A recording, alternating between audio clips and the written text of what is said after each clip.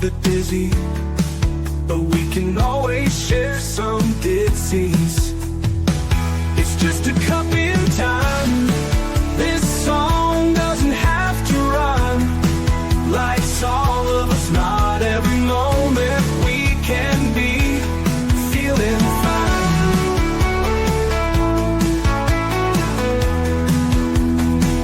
I wanna share a moment, just a second if you will, maybe even a cup of thrill.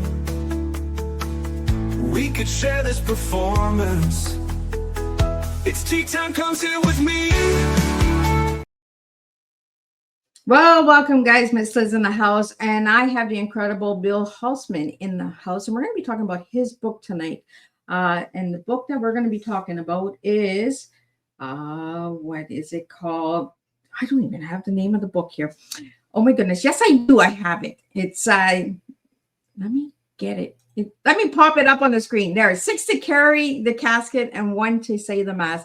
And we were just talking in the background. So I'm going to pull up that book a little bit later in the show, but you guys know how Miss Liz starts. Let's get everybody over to those platforms, Facebook, Instagram, LinkedIn, TikTok, all of those platforms, and then get out to all those podcast apps because Miss Liz is all over those as well. So Spotify, Podbean, Listen Notes, all those good podcast apps out there, every single one out there, you guys can find Miss Liz on.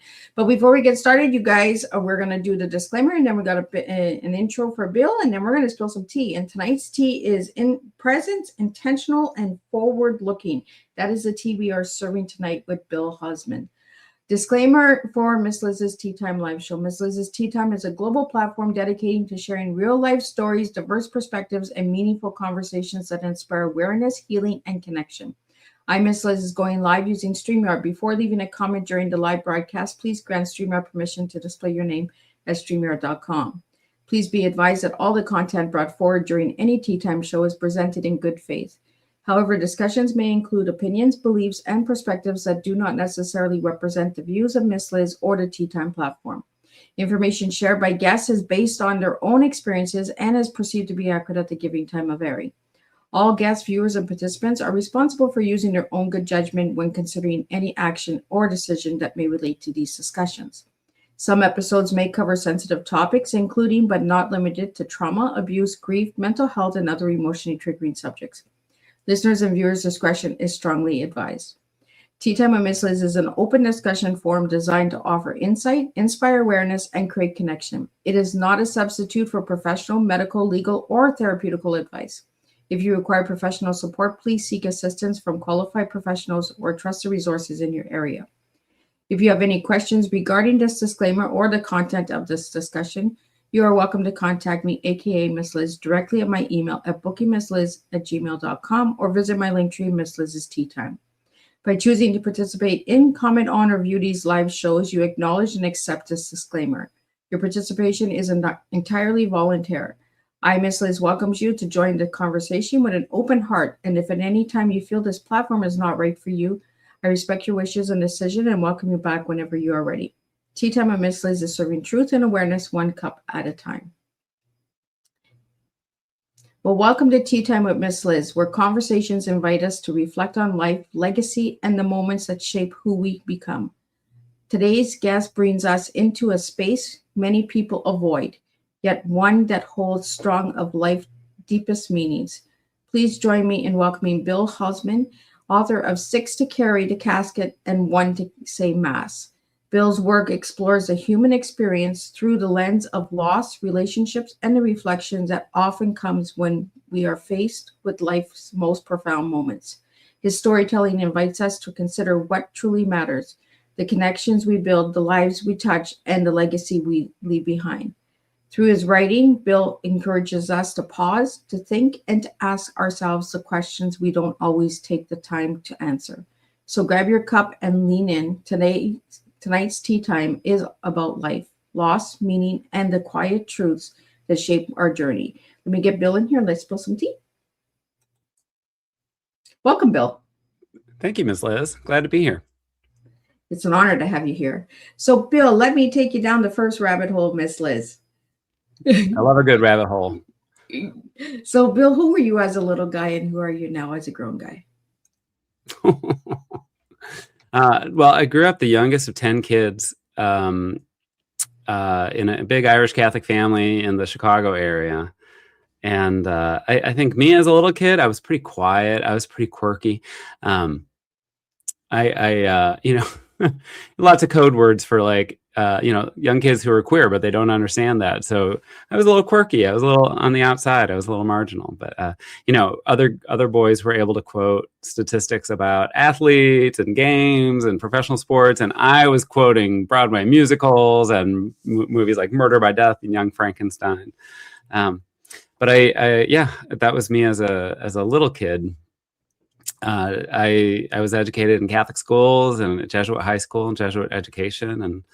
And today, I think I'm still very close to that little boy. I'm still a little quirky, and I like being quirky. I like being on the margins now, I think. And yeah, I'm a gay, white, cisgendered man. I live in Seattle, Washington. I'm a ritual designer. And for a long time, I was an educator. I was a teacher and campus minister and school administrator. But you know, through it all, I think I've always been at the core. Yeah, I like to think I'm a lot like Madonna. You know, Madonna described herself as, you know, people talk about her as a reinventor, and with every album or with every era, she has a new look and a new style. Sometimes she adopts a new name, and when she was asked about it, she described it less as new identities and always the same identity, but she's always peeling back a layer. You know, so every era that comes out of her career, it's her peeling back another layer that she's able to reveal. I've always felt that was really true for me too. You know, it's not that I was a different person than I was as a kid. It's just that the world gives me different language at different times to be able to peel back a layer and see what else is there. I like that, you know, because that shows the authenticity of yourself as well, and that you feel comfortable being who you are, you know. And I never thought of Madonna as peeling back the layers, but it is true, eh? With all of the different styles and age and genres, like, yeah, like it's like peeling back an onion, right? Like one by one. Yeah. And especially you look at a career like hers where, you know, every era is so different, but when you pay attention, there is a core message that is really consistent all the way through. And yeah, if you, I could spend an hour talking about Madonna. So maybe that's a rabbit hole you do not so want. Let me guess, Madonna is one of your favorites. To say the least. I like to say that I have a master's degree because of Madonna. When I was in divinity school, I took a course on the intersection of mysticism and eroticism. And while we were exploring different cultural contexts and religious contexts, I did my independent research about Madonna. Her Ray of Light album was fresh then, and I talk about a rabbit hole. I found myself surrounded by what's called Madonna studies, all these academics in the 80s and 90s who didn't know what to do with her because she didn't fit any molds that anybody was familiar with. And she was doing things that no woman had ever done in the music industry. And she was pushing boundaries when it came to identity and religion and sexual identity. And more recently, she's been an advocate, you know, against violence and for, you know, democracy. And she's been a major donor and advocate for people who are suffering from AIDS and the domino impact, especially in Africa and places like Malawi.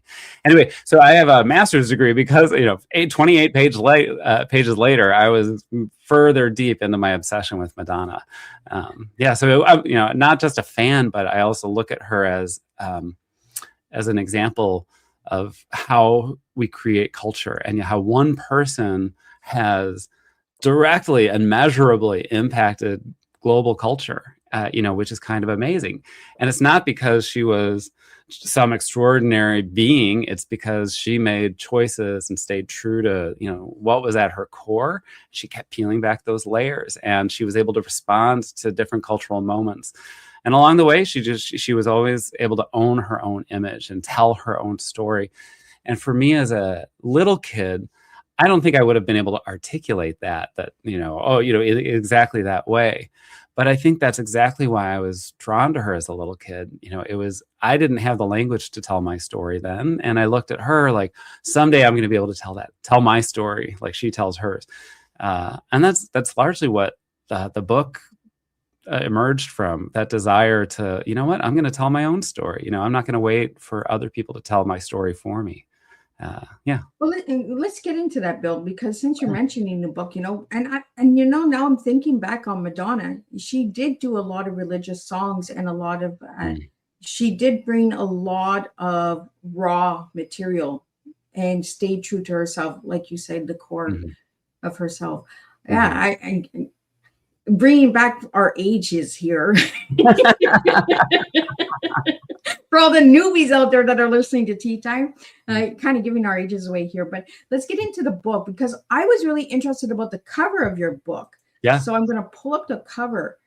Is this a living room of yours, or? No. This is a photograph that was taken by my friend Joel Avery, who is based in New York. He's an educator and a poet and a very talented photographer. And I reached out to him when I was, putting the book together and looking for cover art. And I thought, oh, Joel gets it. Joel will understand the story I'm telling. So he sent me a couple of photos to play with. And this was the first one that he sent me. And I just kept coming back to it. So he told the story that he was just walking down the street in New York one day. And this is on the sidewalk in this pink chair, facing the sidewalk, looking out to the street. Is right there in the middle of all this chaos and all this debris and detritus and something about the patterns of the multiple posters that are up on the columns and the graffiti that's up random and furniture in various states of decay and repair. So he saw it as kind of a beautiful mess. And I looked at that too, and I thought, oh my gosh, I'm sitting in that chair, and that is the mess and the swirl of my life behind me. And I think, when I found myself swimming in grief or in anxiety or in pain or fear, I'm probably facing that mess and not able to see what's behind me, what's out on the street. But the fact that the chair is facing out with the mess behind, that felt like what the book was for me. Not leaving my past behind, but knowing it's back there, and knowing I can tap into it to continue to shape myself and to continue to grow. But I'm always looking out onto the street. I'm always looking at the world and wanting to engage. I also love the rest that a chair like that gives in that setting. You think of an urban setting as chaotic and loud and frenzied, and there's this little oasis, this pink chair. Just it makes me want to go have a seat and just take a rest, and and that's for me, that really resonated with what I was trying to do with the book. So Bill, how did you get the title of your book? The title is taken from an essay in the book with the same title, 6 to Carry the Casket and 1 to Say the Mass. And that essay is about my mom. A lot of the book is about my mom and my relationship with my mom. She, when she was turning 80 years old, about 4 months before she died, we threw a party for her. And my sisters nominated me to give a toast and to a happy birthday toast.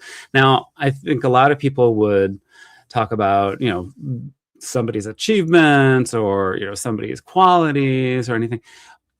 My mom's history could really be told in her catchphrases, in the phrases that she had a way with words. She was very precise in her language. So anything she said was deep and packed, but one of the things that she said a lot was in response to people's shock when they found out that she had 10 children.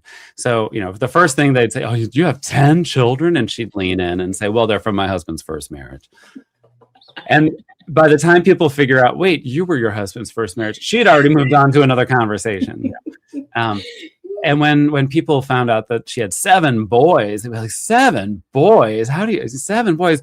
oh my gosh, isn't that overwhelming? And she'd say, well, God gave me 7 sons for a reason. 6 to carry the casket and 1 to say the mass. Oh, On the one hand, it's an insight into my mom's sense of humor, and also the way that I like to say she prepared us for her death from the moment we were born.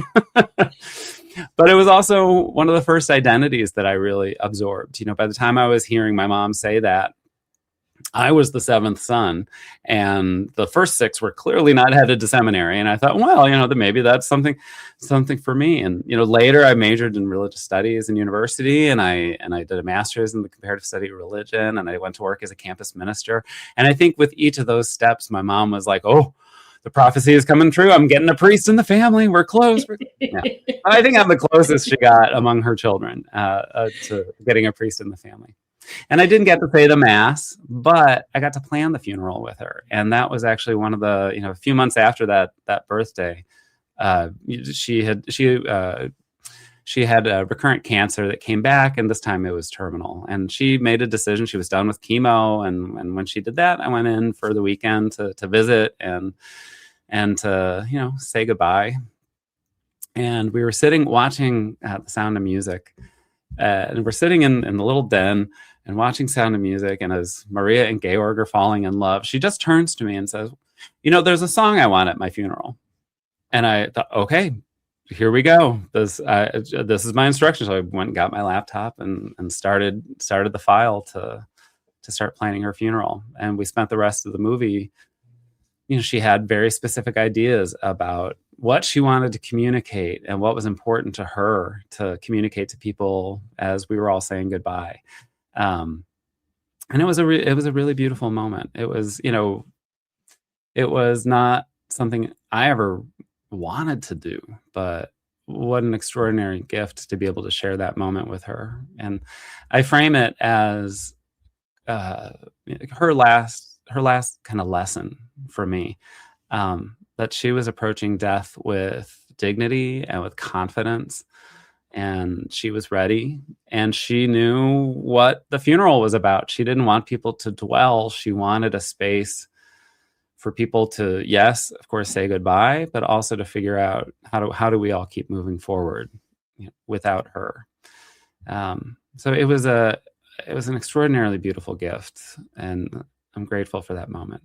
So that's where the title comes from. 6 to carry the casket and 1 to say the mass. I was the one who was supposed to say the mass. I got close. Never went to seminary. You got to plan it. Right. So it's kind of like saying the mass, right?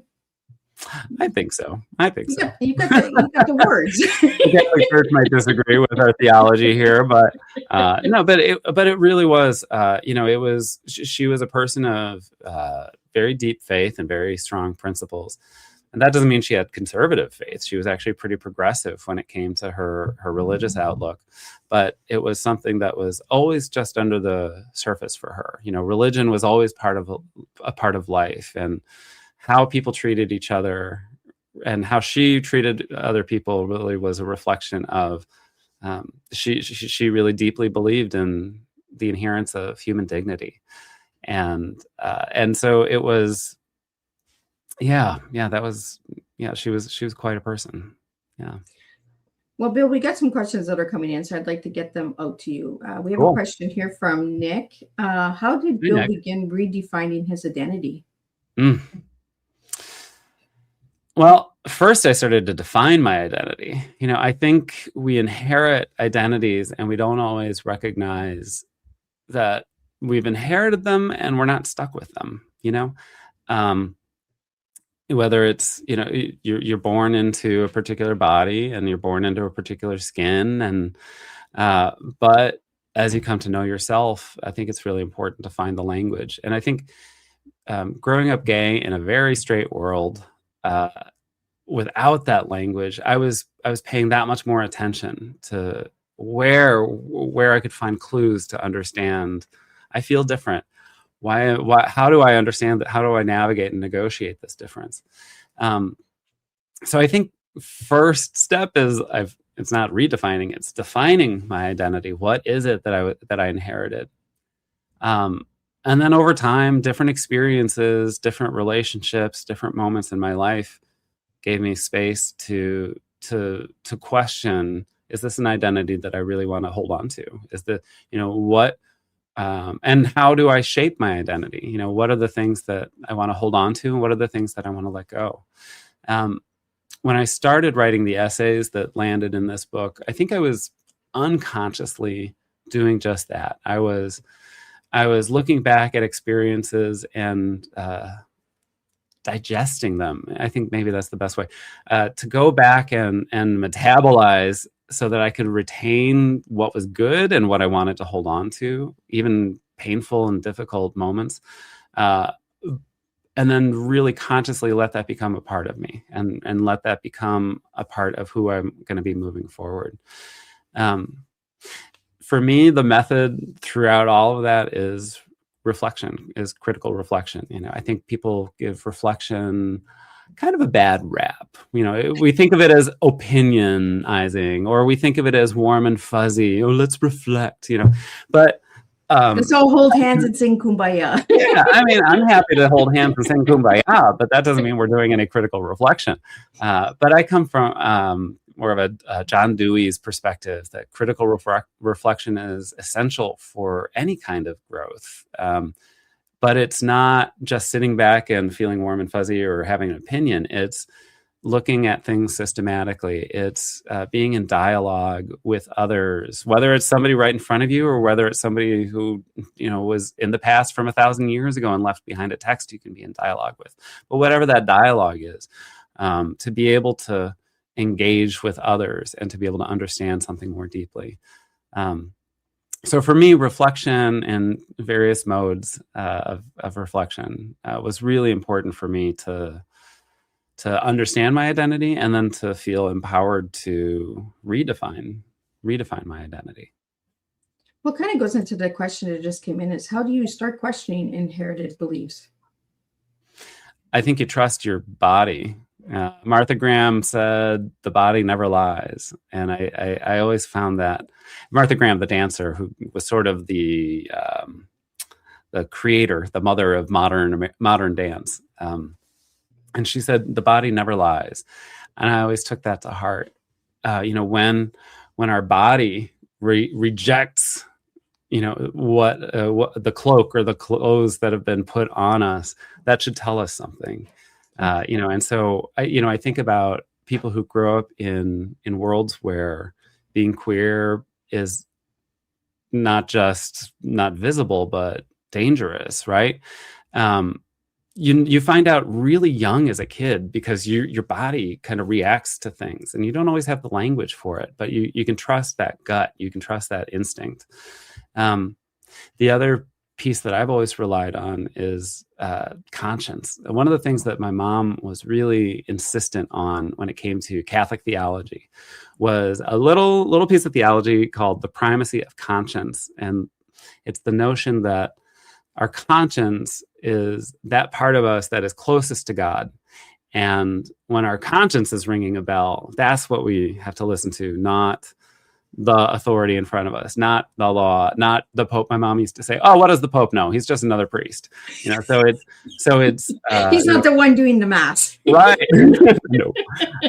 But when your conscience is ringing, that's what to listen to. And so when my body was telling me like, "Hey, Bill, you're not straight," I didn't experience a conflict that a lot of people experience because I didn't have a religious world saying this is what you need to be.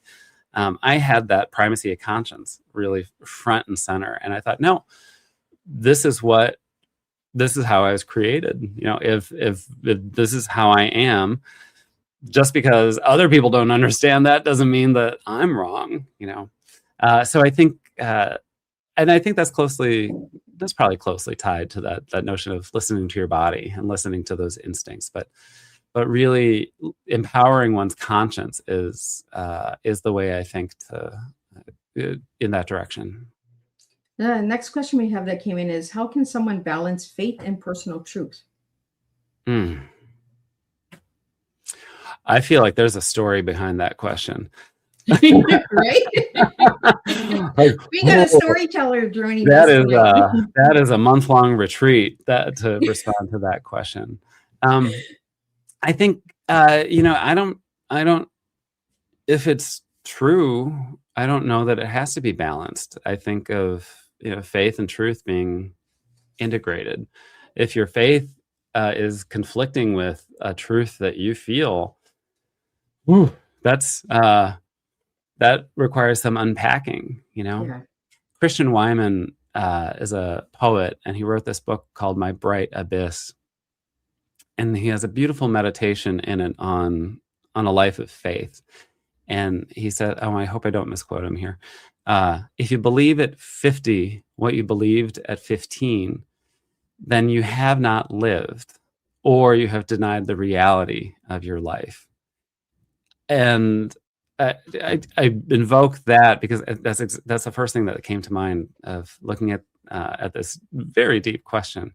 It's not necessarily things that are balanced. I think they might be different sides of the same wheel that keeps it's not about balancing one side or the other. It's about keep the wheel moving forward so that we can continue to rely and practice and strengthen these different aspects of who we are and how we move through the world. Well, Bill, we have kind of a couple of questions that are similar, so I'm going to just pop them up on the screen so you can see them. Mm-hmm. We're going to start with the first one here. Just give me a second here. The first one is, what inspired this book and its message? And then I'm going to jump over to the next question because it's kind of goes 2, 3 in 1, I'm going to say. What struggles, where is it? I just seen it. And what challenges did Bill face, sharing his story? And then the one here at the bottom, what role did faith play in Bill's journey? So if you could kind of answer those 3 questions all together. Oh my gosh. Okay. 3 for 1. Let's dive in. All right. So I'll take them systematically. So first, what inspired the book? I didn't set out to write a book. I burned out after almost 20 years as an educator. I loved my work, but I found myself in the most difficult job that I had ever had, working as a middle school principal.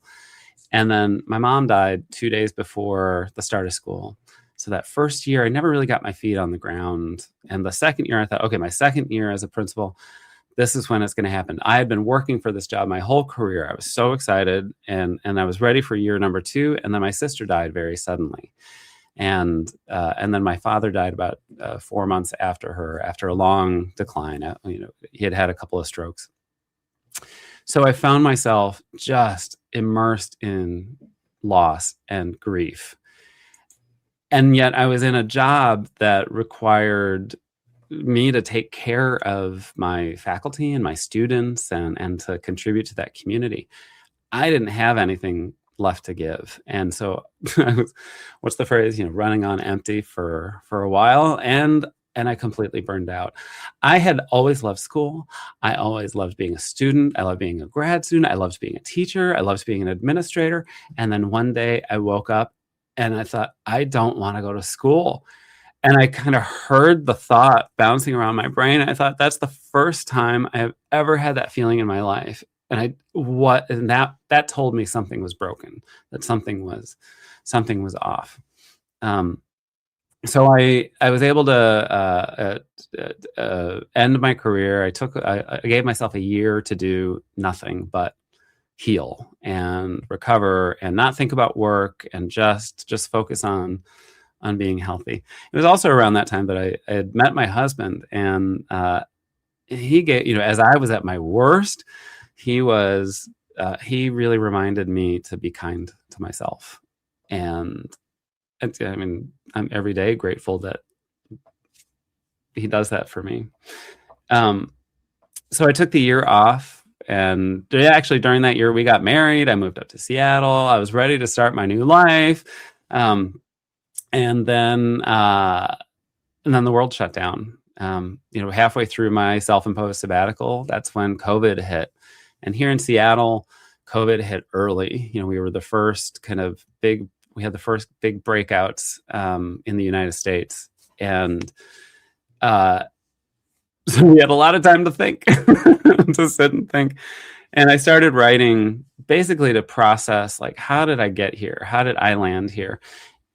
When I started and then I wanted to understand not just how I landed here, how did we all land in this place of burnout? Like, how did we all get here? When I was ready to start working again, I thought I was going to run back to school. And every time I thought about going back to school, you know, the triggers would all launch, and I was like, oh no, okay, it was something else. So I started a little consulting practice and was doing different projects. And I started including essays in my weekly newsletter. And after about a year and a half, a friend said, hey, have you ever thought about turning these into a book? And I said, oh, that's so nice. That's so kind. No. And then a couple months later, a second friend said, hey, have you ever thought about turning these into a book? No. That's not, no. I'm just doing this. And then when a third friend said, hey, have you ever thought about turning these into a book? I thought, well, okay, I have smart friends. I have caring friends. They're not just going to say that. And so I started to look and I stepped back, and a lot of what I had written was about identity and what were the things that shaped me, what were the things that were burdening me, what were the things that I was clinging to that I needed to figure out how to let go. And so that's really how the book came together. It was not intended to be a book. It was just me processing and trying to get to the other side. I write throughout the book. I write about various struggles. So on to the second question, and struggles and challenges. Some of them were about being the youngest child of a big family and feeling, peripheral and on the outside most of my childhood. Another big piece of it was my relationship with my parents, which was very strong in a lot of ways, because as the youngest, by a big gap, I was also kind of an only child. So I had a different relationship with my parents than my older siblings did. But when I was in middle school, their drinking got real bad. And so that was a major factor that I write about through the book, of how that impacted my relationships with them, how it impacted us as a family, and sort of what I've done with that. I write a lot too about understanding my sexual identity and understanding, what were the things that gave me a clue of, oh, this is what this feeling means, and this is who I am. And I actually decided to designate the entire third part of the book to, I call it the pride section.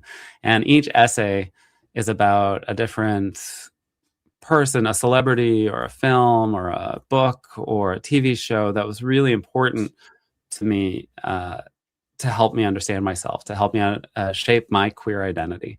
So, of course, Madonna got an essay, but TV shows like Designing Women and the Golden Girls were so important to me growing up, because that was a space where I was starting to see myself reflected in different ways. But also wonderful books that I was exposed to, like in college. The Front Runner was one that it was the first love story that I'd ever read that I could actually relate to.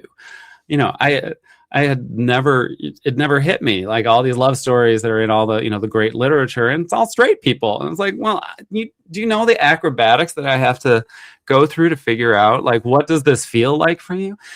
But then I read The Front Runner, and suddenly, oh, I can relate to a love story that's very powerful.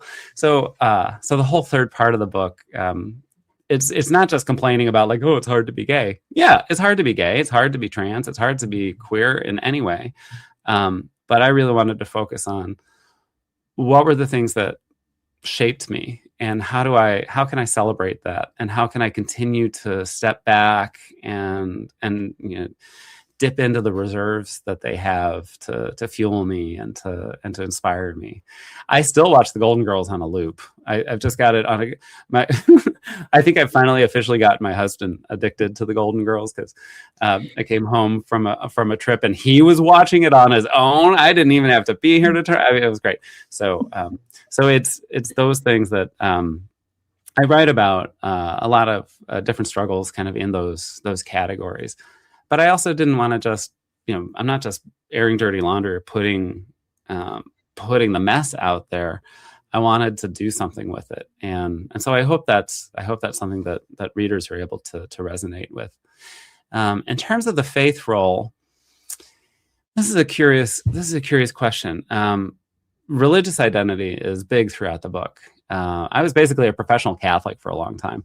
I majored in religious studies, and I had a master's in comparative study religion. I taught world religions and theology, and I was a campus minister for many years, and I loved that work.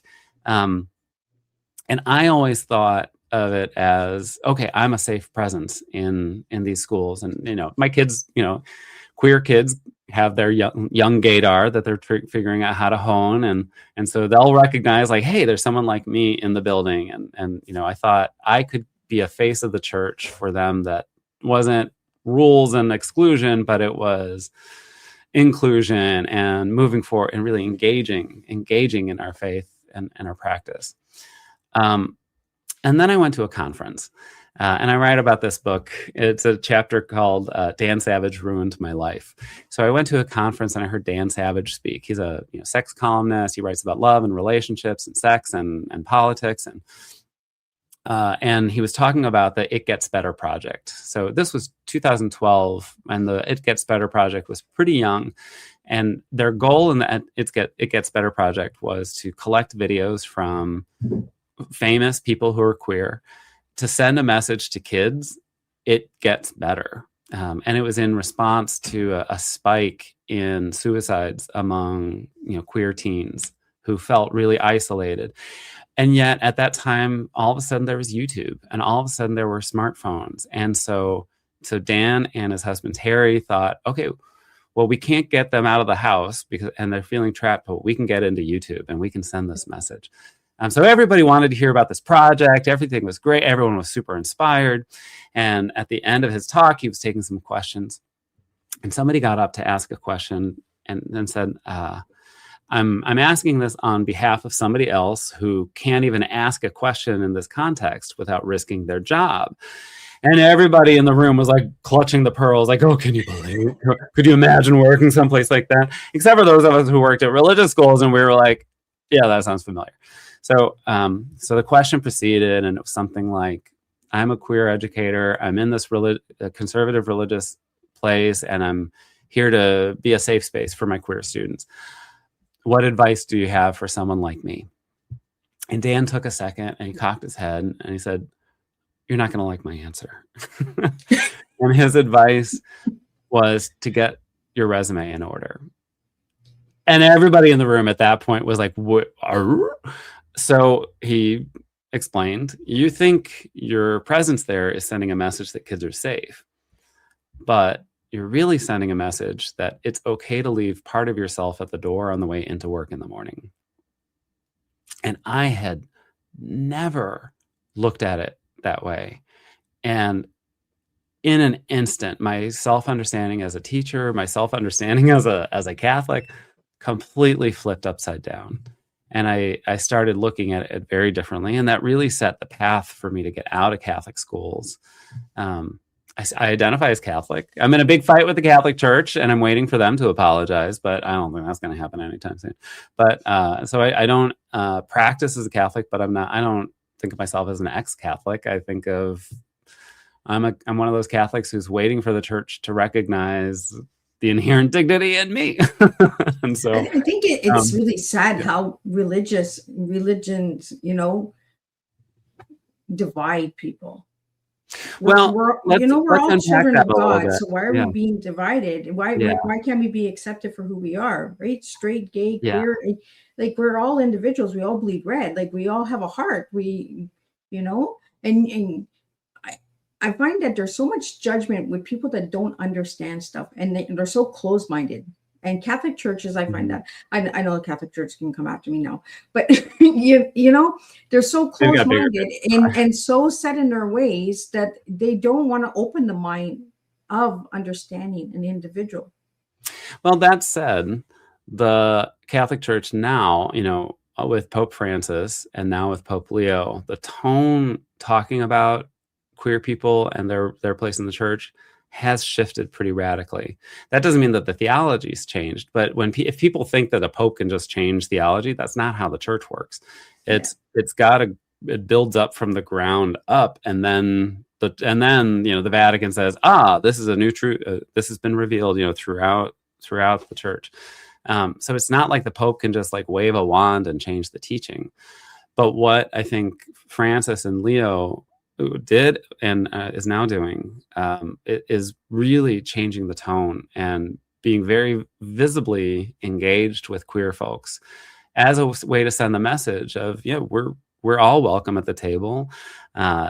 Francis's biggest argument against conservative Catholics who wanted to deny communion to not just queer folks, but anybody who violated church teaching or whatever. And his response was, Eucharist is not a reward, it's nourishment. We go because we're broken and because we want to find something, some strength or some healing or some peace. We don't hold that back. We can't withhold that from people just because they're not living a life that we don't understand. I'm with you.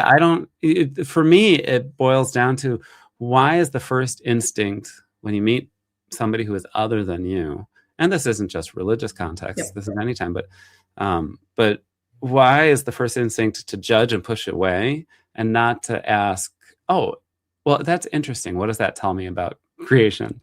Especially when people invoke, religious perspectives, and to say like, well, that's not what God intended. Like, how dare you try to read the mind of God? Like, who are you to say? But for me, it's, right now I think about I have trans family members and friends, and I think about them and the vitriol that they're suffering and the danger, very real danger that they're living in, because people say, they look at them and they say, nope, you're wrong, without saying, maybe there's a piece of creation I don't understand yet. Maybe God is still revealing something. Maybe I haven't got the eyes to see what might be revealed in somebody else's life. But I find that's with everything in life, right, Bill? Like everything in society, when somebody doesn't understand it, automatically, let's divide it. Mm-hmm.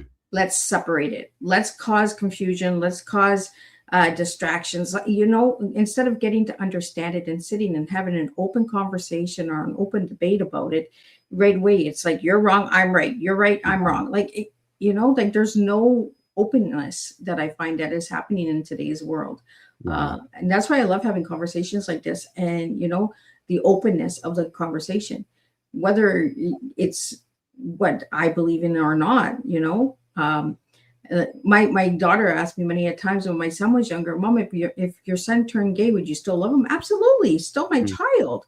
Like, why would I not love him if he became gay? And I said the same thing for her. Like, why would it change? There should be no change. But there are families out there that as soon as the children come forward and you're no longer my child, it's almost like the fear of understanding. And I think too, it's when religion is manipulated by power structures, it is unstoppably dangerous. And when powerful people use religion as a weapon, and I believe that that's what's happening now.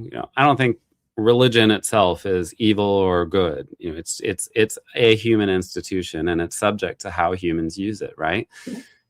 So to me, that also is a reminder that it doesn't help to be talking about like, the church does this. The church is an abstract entity. It's a collection of people.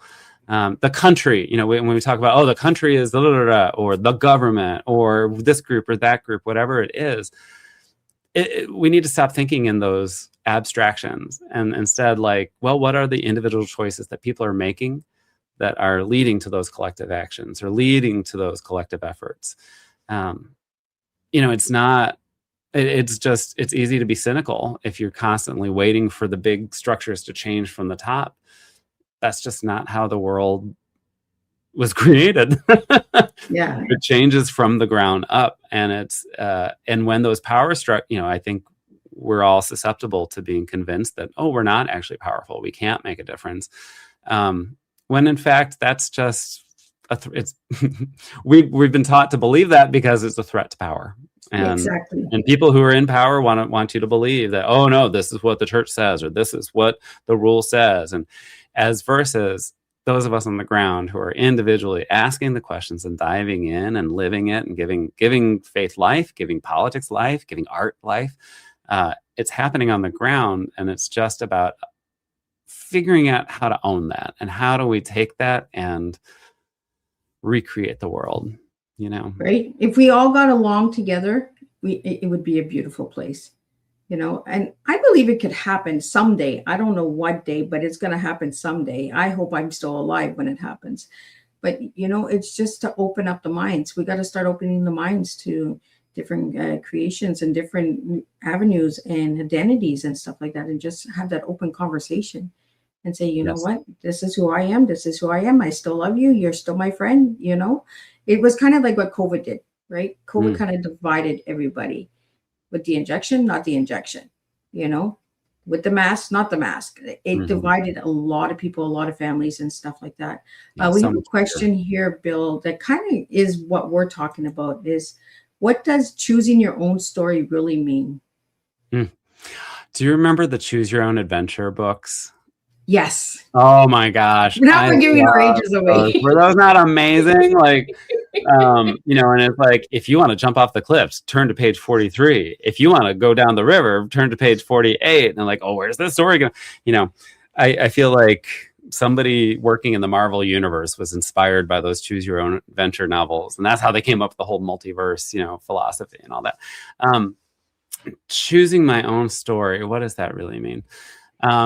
It is taking ownership and responsibility for the choices that we make. I think that, that does relate to exactly what we're talking about. It's not even, I get tired when people talk in, euphemisms and abstractions. And it's like, it's too easy to be cynical, right? I think choosing to tell my own story means not giving into that cynicism. Instead, what does my life reveal about myself, about others, about the world? And, what does your life reveal about yourself and others in the world? What is our relationship? And being able to tell my own story as versus waiting for somebody else to tell it for me. That makes sure that I'm communicating what's important to me and what I've understood out of my experiences. What has my identity enabled me to see or understand? And I want to contribute that.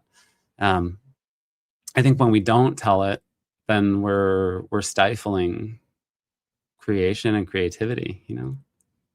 I like that. We all have a story. Yeah. And live your story. Be proud of your story. And that's why I always ask all my guests what their tea is, because I can't tell you what your tea is. I can't tell you who you are. You have to tell me who you are. Yeah. And the tea that you gave me, I want to get into the tea, and then I'm going to get into a couple more questions here that came in, is present, intentional, and forward-looking. And you kind of got into the forward-looking a little bit with your mom, with the story when we first started talking, because your mom always looked forward. She got to the next conversation, and you were still in the back seat.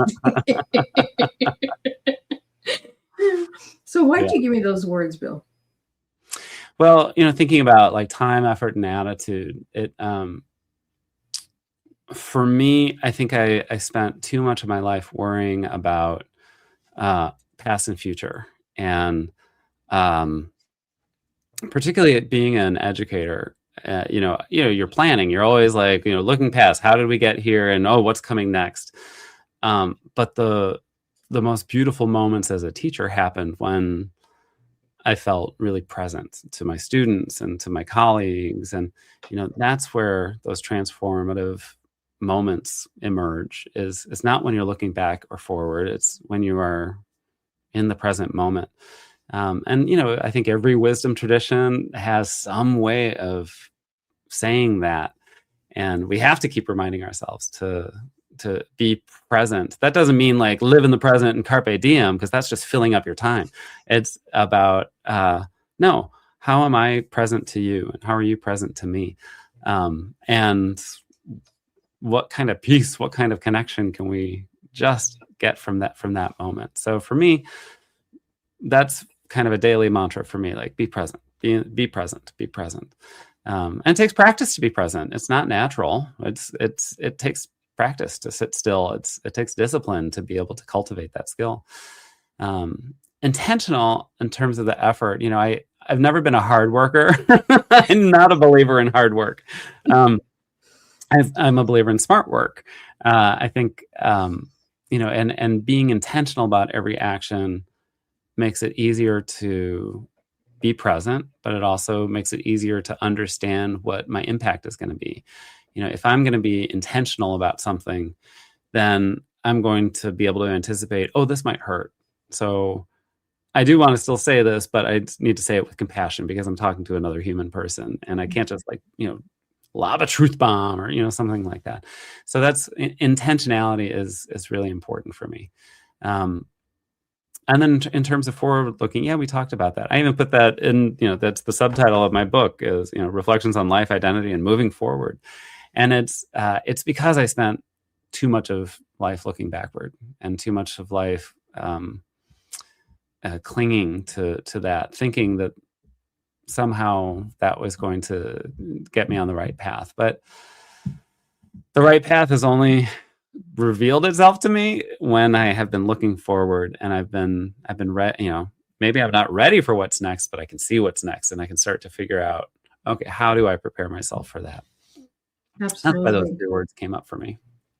And that's a strong cup of tea, and that kind of tells us a little bit, because you got a little bit into the moving forward with your mom, and moving forward through the grief and that as well, because it does get us stuck,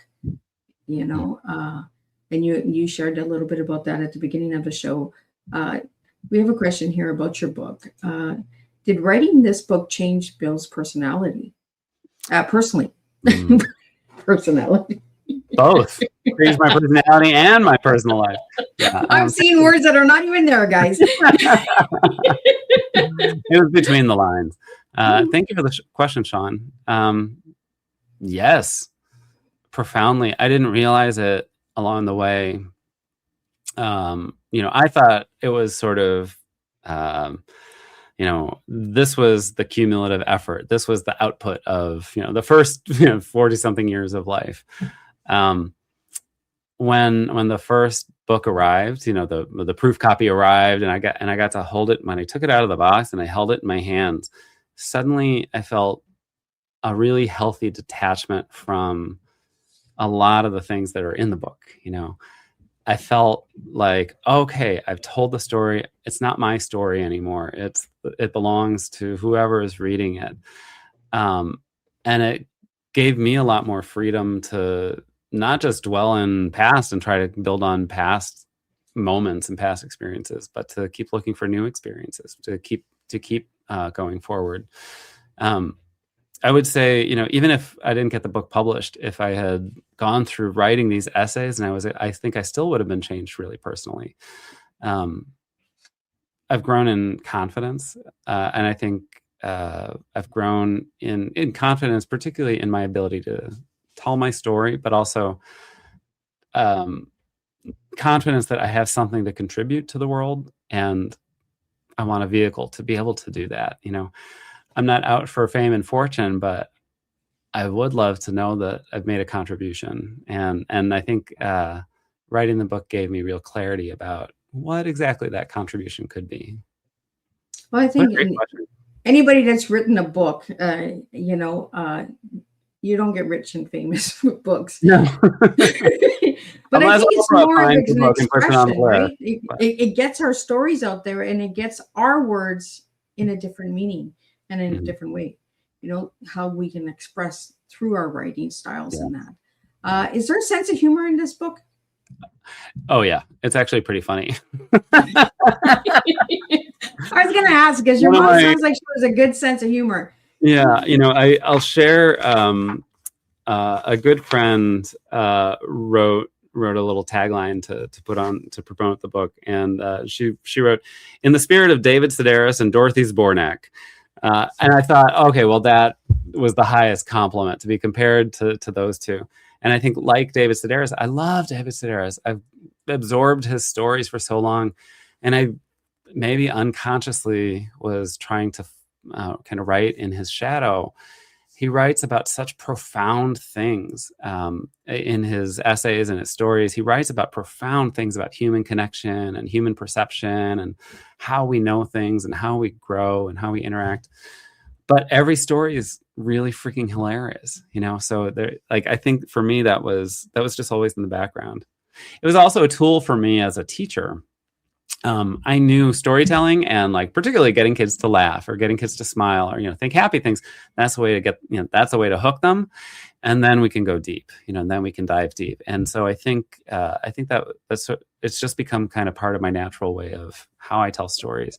I don't want to just go in and be really depressing because I don't believe anything is purely sad or purely happy. I think there are tinges of everything. So there are a lot of moments in the book that are really funny. And, you know, I had the great pleasure of doing an event in Boston last week, and I read a couple of the essays live, and things that I knew were going to be funny got laughs. And then things I didn't know were going to be funny got even bigger laughs, you know? And I thought, oh, well, that's great. I'm glad that everybody's finding the joy in it.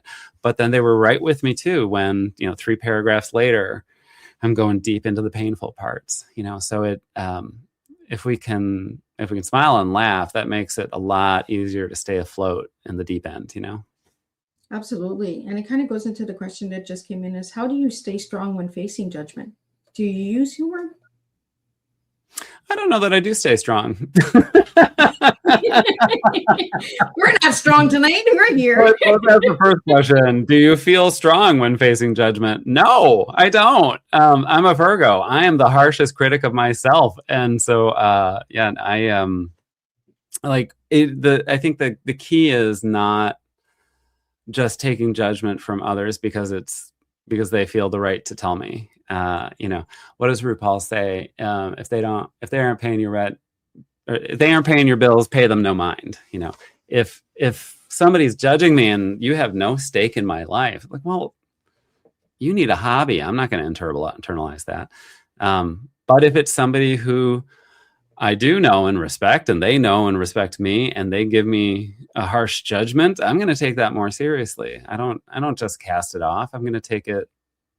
I'm going to take it as they're judging me to be loving and helpful. Maybe they're not always so warm and fuzzy about it, but when it comes to strangers who are judging me, it's like, I don't care. Like, why are you spending your time on this? Like, the world is on fire and you're mad at me? Like, come on. Like, there's so maybe that's how if I am strong at all, it's because I'm able to compartmentalize and know what is relevant to me and what I really don't care about.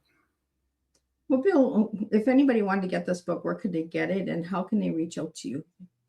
You can get it anywhere you get books, on my website, which is up on the screen, billholzman.com.